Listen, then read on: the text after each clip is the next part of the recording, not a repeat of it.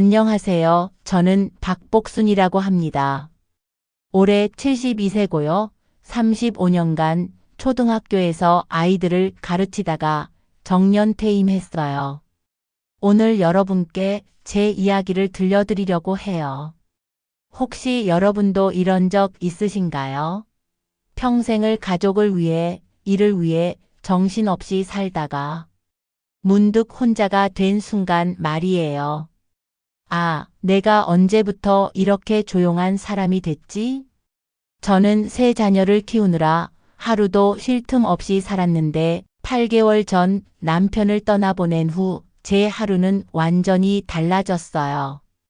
여러분도 함께 생각해 보시면서 들어주세요. 과연 우리에게 혼자가 된 시간이란 무엇일까요? 새벽 6시 30분. 제 하루가 시작됩니다. 하지만 예전처럼 바쁜 아침은 아니에요. 여보, 오늘 비 온다던데.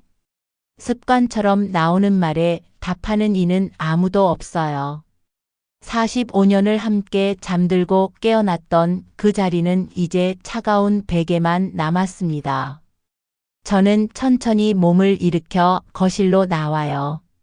예전 같으면 벌써 새 아이 도시락 싸느라 부엌이 전쟁터였을 텐데 지금은 텔레비전 소리만이 적막한 집안을 채울 뿐이에요.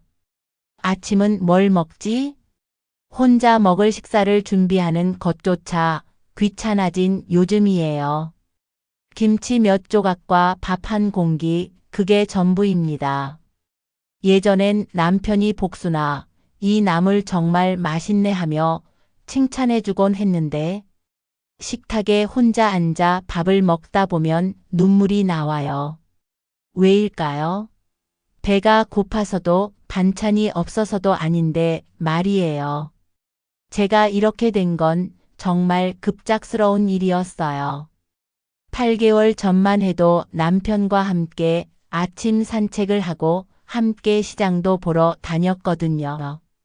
35년간 교직 생활을 하면서 저는 정말 바쁘게 살았어요. 새벽 5시에 일어나 가족 아침 준비하고 학교 가서는 30명이 넘는 아이들과 하루 종일 씨름하고 퇴근하면 또 저녁 준비에 아이들 숙제까지 봐줘야 했죠. 그때는 정말 숨 쉴 틈도 없었어요. 주말도 마찬가지였어요. 빨래 돌리고 집 청소하고 시장 보러 가고. 큰 아들 민수가 고등학생일 때는 학원비 벌려고 과외까지 했었죠. 장녀 혜진이가 간호학과 다닐 때, 막내 지연이가 미대 준비할 때 각자 필요한 걸 챙겨주느라 제 자신을 돌볼 시간은 없었어요. 내 시간?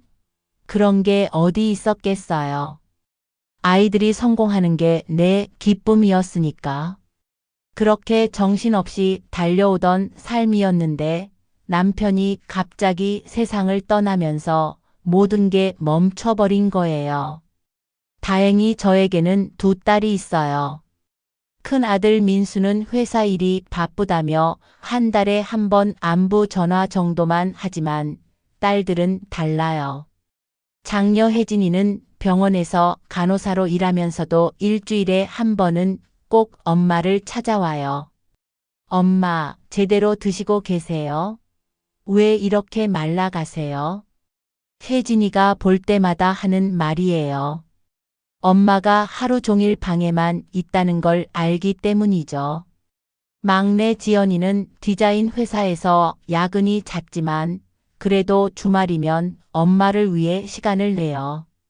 엄마, 우울하시면 안 돼요. 우리가 있잖아요. 지연이는 엄마와 함께 드라마도 보고 가끔은 함께 산책도 나가려고 해요.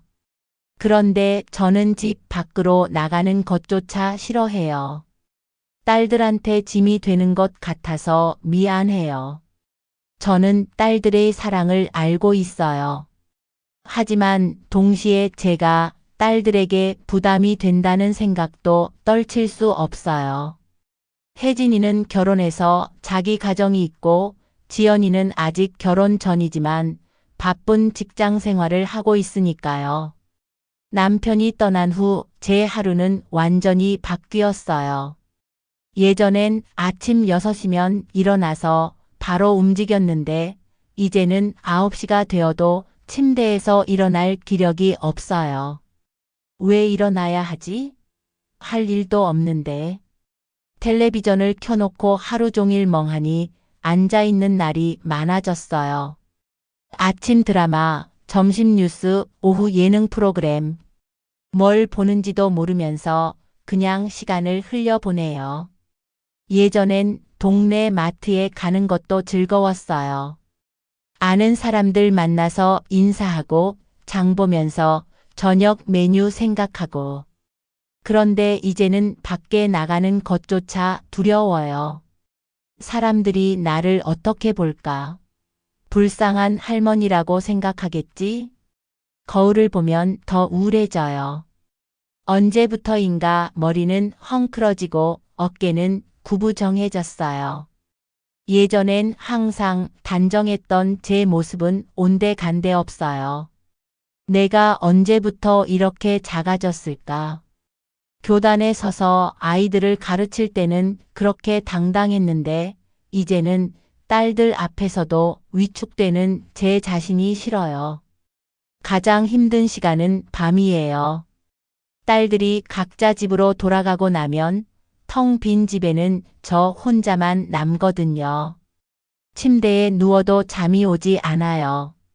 옆에서 코 고는 소리를 듣는 게 그렇게 싫었는데 이제는 그 소리가 그리워요. 여보, 내가 어떻게 살아야 할까요? 혼자 중얼거리는 말들이 늘어가요. 남편과 함께 했던 추억들이 머릿속을 맴돌아요. 결혼식 날, 첫 아이를 낳던 날, 함께 여행 갔던 날들. 우리가 함께 늙어가는 줄 알았는데 눈물이 나와도 닦아줄 사람이 없어요. 베개에 얼굴을 파묻고 소리 없이 울어요. 딸들이 들을까 봐서요. 이렇게 제 하루가 흘러가요. 아침부터 밤까지 텅 빈 집에서 혼자만의 시간을 보내며 아이들 키우며 바쁘게 살던 내가 이제는 방 안에만 웅크리게 되는구나. 제가 혼잣말로 중얼거리는 이 말이 참 가슴 아프지 않나요? 여러분도 비슷한 순간들을 경험해 보셨을 거예요. 평생을 누군가를 위해 살다가 문득 혼자가 되었을 때의 그 막막한 말이에요. 저에게는 사랑하는 자식들이 있지만 그럼에도 채워지지 않는 마음의 공허함이 있어요. 과연 이 깊은 우울의 터널에서 벗어날 수 있을까요? 한편 장녀 혜진과 막내 지연은 밤늦게 카페에 앉아 심각한 표정으로 이야기를 나누고 있었어요. 언니, 엄마 상태가 정말 심각한 것 같아. 어제 갔을 때 보니까 3일 동안 같은 옷을 입고 계시더라고. 지연의 걱정스러운 목소리에 혜진도 고개를 끄덕였어요. 나도 그래서 걱정이야. 병원에서 우울증 환자들을 많이 봤는데 엄마가 딱 그 증상이야. 혼자 두면 안 될 것 같아. 두 딸은 오랫동안 고민했어요. 각자 바쁜 생활을 하고 있지만 엄마를 그냥 둘 수는 없었거든요. 그럼 우리가 번갈아 가면서 엄마 댁에 가서 지낼까? 아니야, 그것보다는 엄마를 우리 근처로 모시는 게 어떨까? 혜진의 제안에 지연은 잠시 망설였어요. 지연이 살고 있는 서울 근처에는 적당한 집이 있을까요? 언니, 내가 사는 동네에 작은 빌라 하나 비었다는 소식 들었어. 한번 알아볼까? 이렇게 두 딸의 간절한 마음에서 새로운 계획이 시작되었어요. 다음 날 두 딸이 함께 복순이를 찾아왔어요. 평소와 다른 진지한 표정에 복순이도 무언가 느꼈죠. 엄마, 우리가 상의할 게 있어요. 혜진이 조심스럽게 말을 꺼냈어요. 서울로 이사 오시는 게 어때요? 지연이 동네에 괜찮은 집이 하나 있는데. 이사? 복순이는 말하고 잠시 고민했어요. 45년을 살아온 이 집을 떠나라니. 우리가 더 자주 볼 수 있잖아요. 혼자 계시니까 너무 걱정돼서요. 지연도 엄마의 손을 잡으며 말했어요. 엄마, 여기서 혼자 계시면 더 우울해지실 것 같아요. 새로운 환경에서 새로운 시작 해보시는 게 어떨까요? 하지만 복순이의 마음은 복잡했어요. 내가 왜 이 나이에 또 이사를 해야 하지? 여기가 내 집인데. 45년간 살아온 추억이 가득한 집을 떠난다는 게 쉽지 않았어요. 남편과 함께 마련했던 이 집, 아이들을 키우며 웃고 울었던 이 공간을. 딸들이 걱정되는 건 알겠지만 내가 딸들한테 짐이 되는 건 싫어. 복순이의 솔직한 마음이었어요. 엄마, 짐이라니. 그게 무슨 말씀이세요? 엄마가 가까이 계시면 우리가 더 안심이 되는걸요. 혜진이 간절하게 말했어요. 그리고 서울에 가시면 할 일도 많아질 거예요. 시장도 가까이 있고 교회도 있고 공원에서 산책도 하실 수 있고. 지연이 미리 알아본 정보를 차근차근 설명해 줬어요. 무엇보다 우리가 매일 볼 수 있잖아요. 혜진이 언니 병원에서도 가깝고 제 회사에서도 가까워요. 복순이는 며칠간 고민했어요. 떠나고 싶지 않은 마음과 딸들 걱정에 짐이 되고 싶지 않은 마음 사이에서 창밖을 보며 혼자 중얼거렸어요. 여보, 우리 딸들 말이 맞는 것 같기도 하고. 어떻게 해야 할까요? 결국 일주일 후 복순이는 딸들의 제안을 받아들였어요. 알겠어. 한번 가볼게. 대신 너무 비싼 집은 안 돼. 딸들의 얼굴에 환한 미소가 번졌어요. 일주일 후 세 모녀가 함께 서울로 향했어요. 지연이 미리 알아본 빌라를 보러 가는 길이었어요. 엄마, 여기가 제가 살고 있는 동네예요. 어때요? 지연이 사는 동네는 조용하고 아늑했어요. 큰 도로에서 조금 떨어져 있어서 시끄럽지도 않고 그렇다고 너무 외진 곳도 아니었어요. 저기 보이는 게 전통시장이에요. 엄마가 좋아하실 것 같은데요. 혜진이 가리킨 곳에는 정말로 활기찬 시장이 있었어요. 아침부터 사람들이 북적이고 신선한 채소와 과일들이 가득했어요. 시장이 가까이 있으면 좋겠네.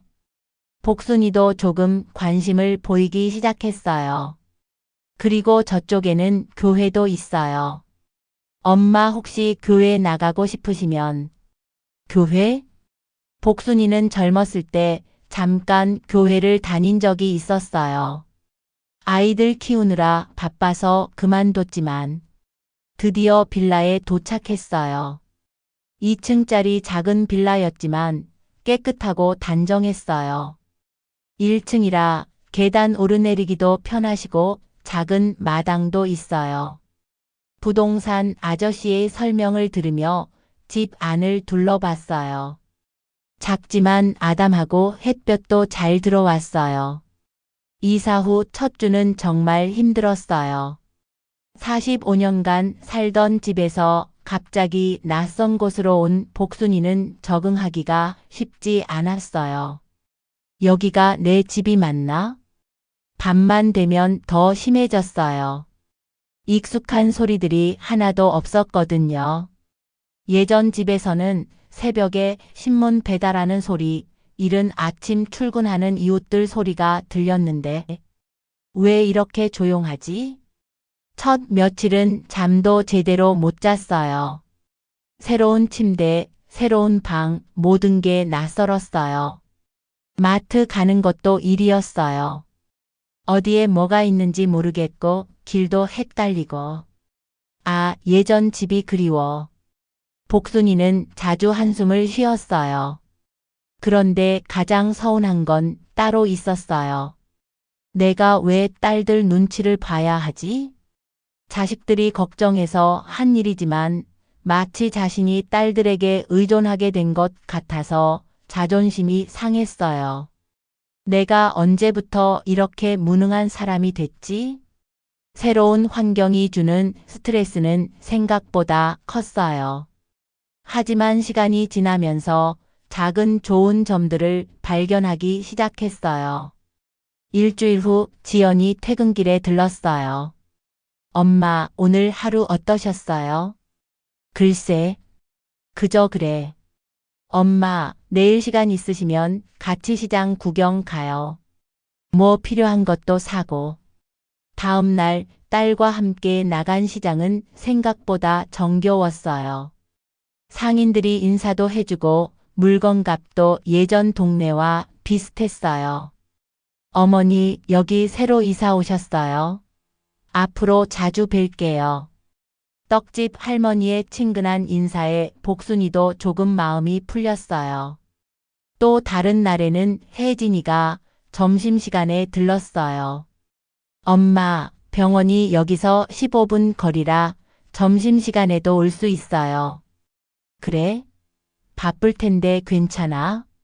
엄마가 가까이 계시니까 마음이 놓여요. 예전엔 엄마 생각하면서 일에 집중 못할 때가 많았거든요. 딸의 이런 말을 들으니 조금 위로가 되었어요. 가장 큰 위안은 딸들과 자주 만날 수 있다는 것이었어요. 예전엔 한 달에 한두 번 보던 딸들을 이제는 거의 매일 볼 수 있었어요. 그래, 딸들이 가까이 있으니까 좋긴 하네. 복순이는 천천히 새로운 환경에 적응해 나가기 시작했어요. 비록 낯설고 때론 외롭지만 사랑하는 딸들과 가까이 지낼 수 있다는 것만으로도 작은 희망이 되었어요. 새로운 집으로 이사 온 지 한 달이 지났지만 복순이의 우울감은 여전했어요. 딸들이 가까이 있다는 위안은 있었지만 그래도 하루하루가 무겁게만 느껴졌어요. 오늘도 할 일이 없네. 아침에 일어나도 딱히 할 일이 없었어요.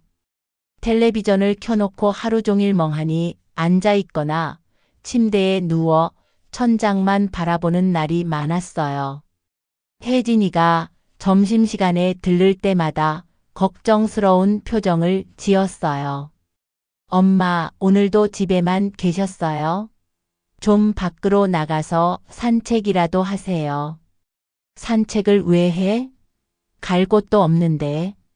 지연이도 퇴근 후 자주 들렀지만 복순이는 점점 더 위축되어 갔어요.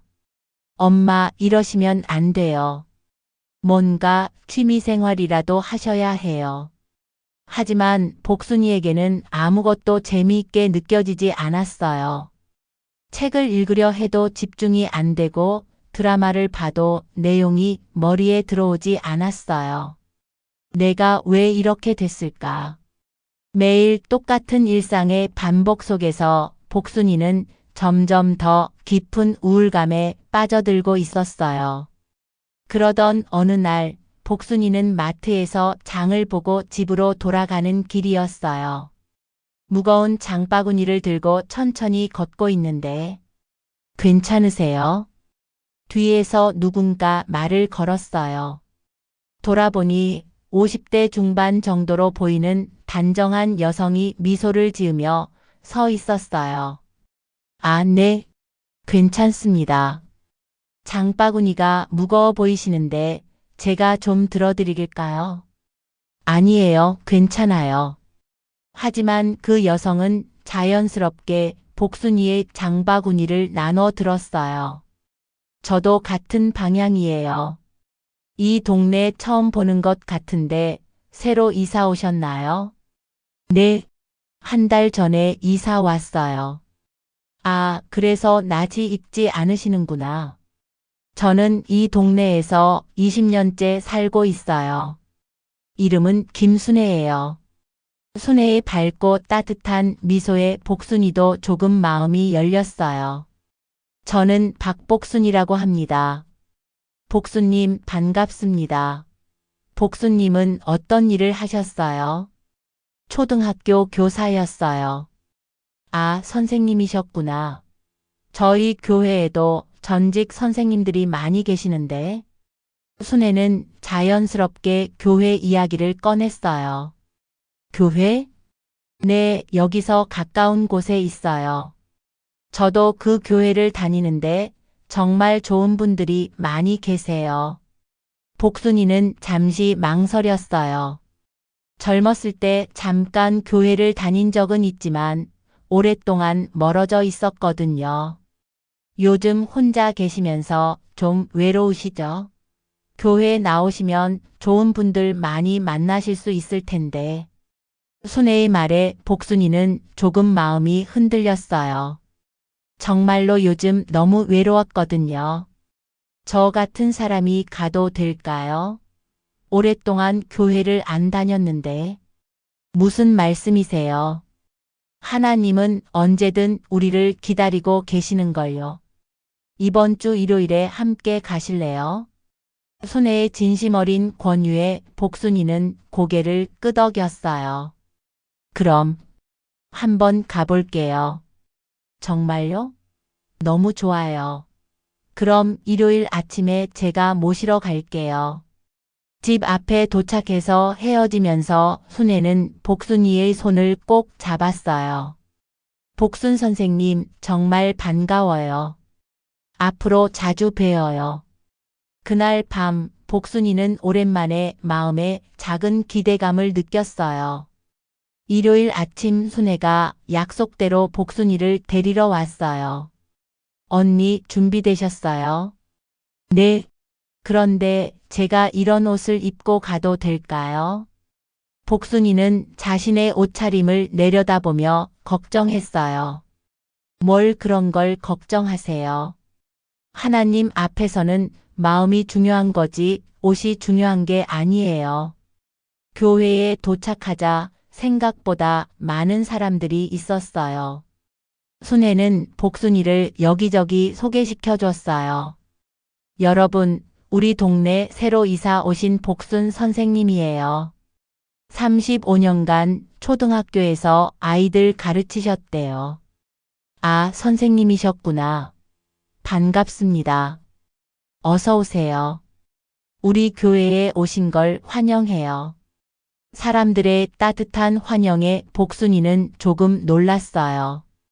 이렇게 진심으로 반겨주는 사람들을 본 게 언제였을까요? 예배가 시작되자 찬송 소리가 울려 퍼졌어요. 오랜만에 듣는 찬송가에 복순이의 마음도 조금씩 따뜻해졌어요. 목사님의 설교 말씀도 마음에 와닿았어요. 하나님은 우리가 어떤 상황에 있든 항상 함께 하십니다. 혼자라고 느낄 때도 외로울 때도 하나님은 우리 곁에 계십니다. 복순이는 눈시울이 뜨거워짐을 느꼈어요. 예배가 끝난 후 순애가 복순이를 한 무리의 사람들에게 데려갔어요. 여러분, 복순 선생님 소개할게요. 우리 동네 새로 이사 오셨어요. 안녕하세요. 저는 성가대에서 지휘를 맡고 있는 미영이에요. 미영은 첫인상이 좀 까칠해 보였지만 악수를 청하며 미소를 지었어요. 선생님, 혹시 노래 부르시는 거 좋아하세요? 노래? 글쎄요. 옛날에 조금. 옛날에 조금이 아니라 많이 하셨을 것 같은데요. 목소리 톤이 정말 좋으시네요.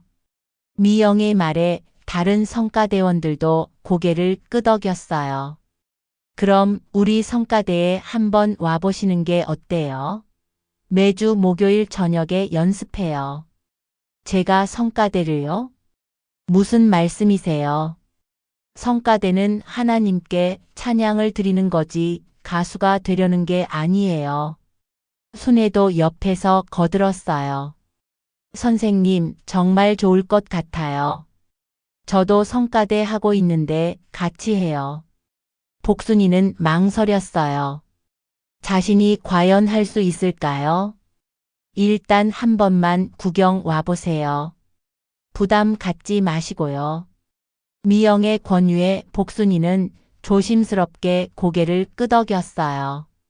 그 주 목요일 저녁, 복순이는 떨리는 마음으로 성가대 연습실에 들어갔어요. 복순 선생님 오셨네요. 순애가 반갑게 맞이해 주었고 다른 성가대원들도 따뜻하게 인사했어요. 오늘은 그냥 옆에서 구경만 하셔도 돼요. 미영이 악보를 한 부 건네주었어요. 연습이 시작되자 아름다운 화음이 울려 퍼졌어요. 복순이는 자연스럽게 따라 부르고 있었어요. 중간에 미영이 연습을 멈추고 말했어요. 선생님, 음정이 조금 흔들리셔도 괜찮아요. 우리 모두 같이 맞춰 가는 거니까요. 죄송해요. 오랫동안 노래를 안 해서. 괜찮아요. 저희도 처음엔 다 그랬어요. 다른 성가대원이 격려해 주었어요. 선생님 목소리 정말 좋으세요. 조금만 연습하시면 금세 늘어요. 연습이 끝나고 집으로 돌아오는 길, 복순이는 오랜만에 가슴이 따뜻함을 느꼈어요. 내가 언제 이렇게 웃어봤나. 거울을 보니 자신도 모르게 미소를 짓고 있었어요. 오랫동안 잃어버렸던 웃음이 조금씩 돌아오고 있었어요. 성가대에 들어간 지 한 달이 지나면서 복순이는 조금씩 활기를 되찾고 있었어요. 하지만 새로운 환경에서의 갈등은 예상치 못한 곳에서 찾아왔어요. 어느 평범한 주중 저녁, 복순이는 집에서 조용히 텔레비전을 보고 있었어요. 그런데 위층에서 시끄러운 소리가 들려오기 시작했어요. 쿵쿵쾅. 아이들이 뛰어다니는 소리였어요. 처음에는 애들이니까 하고 참았지만 밤 10시가 넘어서도 계속됐어요. 저렇게 늦은 시간까지. 다음 날 아침 일찍부터는 청소기 돌리는 소리, 세탁기 돌리는 소리까지 더해졌어요. 예전 집에서는 단독주택이라 이런 문제가 없었는데 빌라 생활은 정말 다른 세상이었어요. 며칠 후에는 또 다른 문제가 생겼어요. 위층에 사는 젊은 남성이 계단에서 담배를 피우기 시작한 거예요. 아이고, 정말 담배 냄새. 복순이가 계단을 오르내릴 때마다 담배 냄새가 진동했어요. 복순이는 담배 냄새를 정말 싫어했거든요. 더 심각한 건 그 담배 냄새가 복순이네 집 안까지 들어온다는 거였어요. 환기를 위해 창문을 열면 냄새가 더 심해지고 닫고 있으면 답답하고. 복순이는 점점 스트레스를 받기 시작했어요. 막 좋아지려던 마음이 다시 흔들리고 있었어요. 내가 왜 이런 곳에 와서 살아야 하지? 예전 집이 그리워. 그런데 더 큰 문제가 기다리고 있었어요. 바로 큰아들 민수와 며느리 때문이었어요. 어느 날 민수가 아내와 함께 복순이를 찾아왔어요. 오랜만에 아들이 와서 기뻤지만 며느리의 표정은 썩 좋아 보이지 않았어요. 어머니, 여기서 잘 지내고 계세요? 민수가 형식적으로 안부를 물었어요. 그런데 어머니, 저희한테는 이사 얘기 한마디도 안 하시고 딸들하고만 상의하셨네요. 며느리가 서운한 표정으로 말을 꺼냈어요. 아, 복순이는 순간 할 말이 없었어요. 정말 민수에게는 미리 알리지 않았거든요. 저희도 걱정은 했는데 딸들만 어머니를 모시고 우리는 완전히 뒷전이네요. 미안하다, 아가야. 급하게 결정하다 보니까. 그런데 어머니, 예전 집은 어떻게 하실 건가요? 빈 집으로 계속 두실 건가요? 며느리가 핵심을 찔렀어요. 아니, 그 집 나중에 누구 거예요? 아들들한테 물려주시는 거 아닌가요? 며느리의 직설적인 말에 복순이는 당황했어요. 아가, 아직 그런 생각은 안 해봤다. 혜진이도 지연이도 그런 걸 바라지 않을 거고. 복순이가 조심스럽게 말했어요. 그리고 어머니, 딸들이 어머니를 모시면서 저희는 완전히 소외시키네요.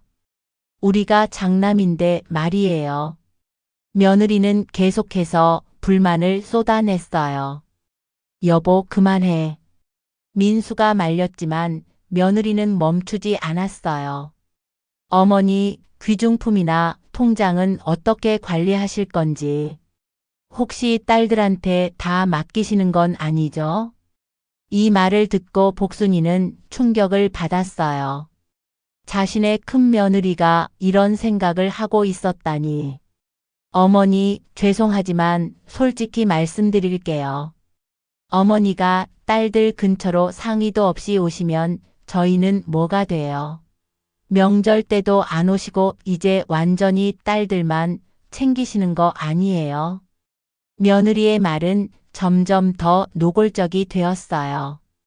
그래도 우리가 장남 며느리인데 이런 식으로 소외당하면 기분이 어떨까요? 아니야. 그런 게 아닌데. 복순이가 당황해서 변명하려 했지만 며느리는 이미 마음을 정한 것 같았어요. 그리고 어머니, 솔직히 그 집 관리비나 세금도 만만치 않을 텐데. 빈집으로 놔두시면 손해만 보시는 거 아니에요? 그건 내가 잘 해결할 테니 걱정하지 말거라. 알아서 하신다고 하시지만 결국 누가 정리해야 할까요? 딸들은 멀리 있으니까 결국 저희가 해야 하는 거 아니에요? 며느리의 말에 복순이는 할 말을 잃었어요. 정말 자신이 아들 가족을 소외시킨 건 아닌지, 딸들만 편애한 건 아닌지 혼란스러워졌어요. 그냥 소외받는 기분이에요. 며느리는 목소리를 낮추며 말했지만 이미 상처는 깊었어요. 그날 밤 복순이는 잠을 이루지 못했어요. 며느리의 말들이 계속 머릿속을 맴돌았어요. 설상가상으로 성가대에서도 작은 문제가 생겼어요. 며칠 전 연습 때 복순이가 계속 박자를 놓치면서 전체 화음이 흐트러진 거였어요. 다시 한번 해보죠. 미영이 몇 번이나 다시 시작했지만 복순이는 마음이 복잡해서 집중이 안 되었어요. 그때 성과대원 중 한 명인 경숙이 작은 한숨을 쉬었어요. 언니, 괜찮으세요? 뭔가 마음이 안 좋아 보이시는데. 순애가 걱정스럽게 물어봤어요. 아니에요. 괜찮아요. 하지만 복순이의 표정은 전혀 괜찮아 보이지 않았어요. 결국 그날 연습은 일찍 끝났어요. 목요일이 되었지만 복순이는 성가대에 가지 않았어요. 집에서 혼자 앉아 있는데 순애가 찾아왔어요. 언니, 오늘 연습 안 오셔서 걱정돼서 왔어요. 아, 몸이 좀 안 좋아서요. 정말요? 아니면 다른 이유가 있으신 건 아니에요? 순애는 복순이의 마음을 알고 있었어요. 언니, 뭔가 마음에 걸리는 일이 있으시죠? 복순이는 눈물이 날 것 같았어요. 사실 며느리 일 때문에 마음이 무거워서요. 어떤 일인데요? 순애가 걱정스럽게 물어봤어요. 복순이는 며느리와 있었던 일을 차근차근 이야기했어요. 이사할 때 미리 상의하지 않은 것, 며느리가 소외감을 느끼고 있다는 것, 재산 문제까지 거론했다는 것까지. 아이고, 며느리가 그런 말을 했어요. 순애가 한숨을 쉬었어요. 요즘 아들 민수가 바빠서 부담 주기 싫어서 딸들하고만 상의했는데 며느리가 그렇게 오해할 줄은 몰랐어요. 언니, 그래도 며느리가 너무 직설적으로 말한 것 같아요. 시어머니한테 그렇게까지. 그래요. 사실 저도 서운했어요.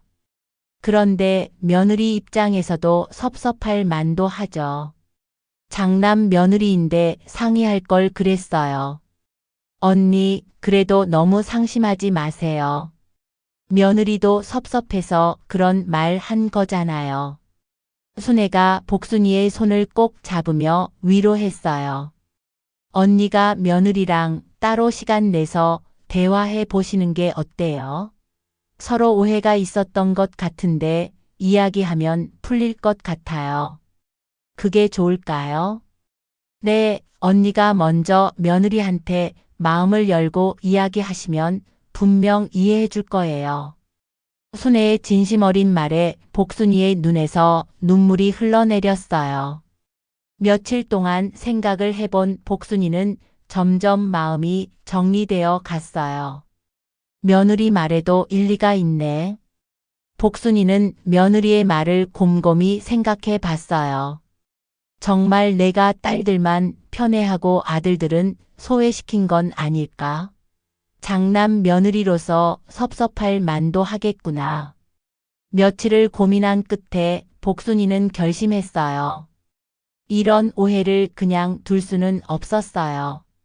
복순이는 며느리에게 전화를 걸었어요. 시간 있을 때 한번 와줄래? 우리 둘이 이야기할 게 있어. 며칠 후 며느리가 혼자 복순이를 찾아왔어요. 민수는 회사에 가고 며느리만 온 거였어요. 어머니, 무슨 일로 부르셨어요? 앉거라, 아가야. 복순이는 며느리에게 차를 한 잔 내어주며 말했어요. 저번에 네가 한 말들 생각해 봤어. 내 말이 맞는 것도 있더라. 며느리는 조금 놀란 표정을 지었어요. 어머니, 내가 딸들과 가까이 지내려고 하면서 아들네한테는 소홀했나 싶어. 장남 며느리인 내가 섭섭할 만도 하고. 복순이의 차분한 말에 며느리도 표정이 누그러졌어요. 그리고 예전 집 문제. 내 걱정도 이해가 가. 빈집으로 놔두면 관리도 어렵고 말이야. 어머니, 그때 제가 너무 직설적으로 말한 것 같아요. 죄송해요. 며느리도 조금 미안한 마음이 들었나 봐요. 아니야, 네가 솔직하게 말해줘서 오히려 좋았어. 이런 건 미리미리 이야기해야 하는 거니까. 복순이는 며느리의 손을 잡았어요. 우리 앞으로는 이런 일 없게 하자. 민수도 내 소중한 아들이고 너도 내 딸 같은 존재야. 그날 이후 며느리와 복순이 사이의 어색함은 많이 풀렸어요. 복순이는 이런 식으로 정면으로 문제를 해결하는 게 훨씬 낫다는 걸 깨달았어요. 그 주말 미영이 성과대원들을 자기 집으로 초대했어요. 공식적인 연습은 아니고 그냥 마음을 나누는 시간을 갖자는 것이었어요. 복순이도 순애의 권유로 함께 갔어요. 여러분, 요즘 우리 성과대가 힘들었죠. 미영이 먼저 말을 꺼냈어요. 저도 지휘자로서 잘못한 게 많았어요. 너무 감정적으로 대했나 봐요. 언니 잘못이 아니에요. 다른 성과대원이 말했어요. 분위기가 조금씩 누그러지면서 서로 어색한 웃음을 짓기 시작했어요. 미영도 긴장했던 표정이 부드러워졌고 복순이도 안도의 한숨을 쉬었어요. 그때 한 언니가 조심스럽게 말을 꺼냈어요. 사실 저도 요즘 집에서 걱정이 많아요. 남편은 늘 바쁘고 아이들은 커서 저한테 관심도 없고 성과대가 제 유일한 위로였는데 그 고백을 듣자 다른 사람들도 하나둘 자신의 마음을 털어놓기 시작했어요. 저도 요즘 시어머니 간병 때문에 너무 힘들어요. 저는 갱년기 우울증으로 상담받고 있어요. 복순이도 용기를 내어 말했어요. 저도 남편 떠나고 나서 정말 많이 외로웠어요. 여기 와서도 적응이 안 되고 제가 어디에도 속하지 못하는 것 같아서 힘들었어요. 미영이 복순이의 손을 잡으며 말했어요. 언니, 우리도 다 똑같이 외로워요. 겉으로는 괜찮은 척하지만 다들 속으로는 힘든 일이 하나씩은 있어요. 모두가 눈물을 흘리며 서로를 위로했어요. 그 순간 복순이는 깨달았어요. 혼자가 아니라는 것을, 모두가 비슷한 아픔을 가지고 있다는 것을 말이에요. 성과대원들과 마음을 나눈 후 복순이는 전과는 다른 사람이 된 것 같았어요. 갈등이 있었지만 오히려 더 끈끈해진 성과대 분위기 속에서 복순이도 자신감을 되찾아 가고 있었어요. 언니, 오늘 연습 어땠어요? 연습이 끝난 후 순애가 물어봤어요. 좋았어요. 정말 좋았어요. 복순이는 진심으로 대답했어요. 예전처럼 위축되지 않고 실수를 해도 당당하게 다시 시작할 수 있게 되었어요. 미영도 복순이를 대하는 태도가 달라졌어요. 복순 언니, 목소리가 많이 안정되었네요. 꾸준히 연습하신 보람이 있어요. 경숙이도 예전과는 달리 복순이에게 먼저 다가와 이야기를 걸었어요. 언니, 저번에 제가 너무 심하게 말한 것 같아요. 미안해요. 아니에요. 경숙이도 열심히 하려고 그런 거잖아요. 이제 성과대는 정말로 하나가 된 것 같았어요. 어느 목요일 연습 후 미영이 중요한 소식을 전했어요. 여러분, 다음 달에 우리 교회에서 지역 성과대 발표회를 개최하기로 했어요. 발표회요? 네, 우리 동네 여러 교회 성과대들이 모여서 함께 찬양하는 자리예요. 우리도 한 곡 준비해야 해요. 성과대원들은 설렘과 동시에 긴장감을 느꼈어요. 어떤 곡을 할까요? 그게 제가 생각해 본 곡이 있어요. 미영이 조심스럽게 말을 꺼냈어요. 이번에는 합창뿐만 아니라 솔로 파트도 넣으면 어떨까 해요. 솔로요? 모든 사람들이 놀랐어요. 누가 하실 건데요? 미영은 잠시 망설이다가 복순이를 바라봤어요. 복순 언니가 해주시면 어떨까요? 저요? 복순이는 깜짝 놀랐어요. 자신이 솔로를 한다니. 언니 목소리가 정말 따뜻해요. 듣는 사람들한테 위로가 될 것 같아요. 복순이는 며칠간 고민했어요. 정말 자신이 할 수 있을까요? 엄마, 성과대에서 솔로를 하신다고요? 혜진이가 놀라며 물어봤어요. 응. 미영이가 해보라고 하는데 내가 할 수 있을까? 당연히 하실 수 있어요. 엄마 목소리 정말 좋으시잖아요. 지연이도 격려해줬어요. 엄마, 우리가 응원할게요. 꼭 해보세요. 딸들의 응원에 힘을 얻은 복순이는 솔로에 도전하기로 결심했어요. 연습이 시작되었어요. 처음엔 떨려서 목소리가 나오지 않았어요. 언니, 긴장하지 마세요. 우리가 다 함께 있잖아요. 순애의 격려에 복순이는 조금씩 마음을 가라앉혔어요. 천천히 해봐요. 마음을 담아서 불러보세요. 미영의 지도 아래 복순이는 매일 연습했어요. 집에서도 산책할 때도 혼자 있을 때마다 조용히 노래를 불렀어요. 시간이 지나면서 복순이의 목소리는 점점 안정되어 갔어요. 그리고 무엇보다 노래를 부를 때의 복순이는 행복해 보였어요. 드디어 발표의 날이 다가왔어요. 복순이는 새 옷을 입고 교회에 도착했어요. 생각보다 많은 사람들이 와 있었어요. 언니 준비되셨어요? 네, 떨리긴 하지만요. 무대 뒤에서 대기하면서 복순이는 가슴이 두근거렸어요. 관객석을 슬쩍 보니 아들과 딸들이 앞자리에 앉아 있었어요. 그리고 놀랍게도 혜진이의 아들, 복순이의 손주까지 와 있었어요. 할머니 파이팅! 어린 손주가 작게 손을 흔드는 모습에 복순이의 마음이 따뜻해졌어요. 이제 우리 차례예요. 미영의 말에 성가대원들이 무대로 올라갔어요. 합창이 시작되었어요. 아름다운 화음이 교회 안에 울려 퍼졌어요.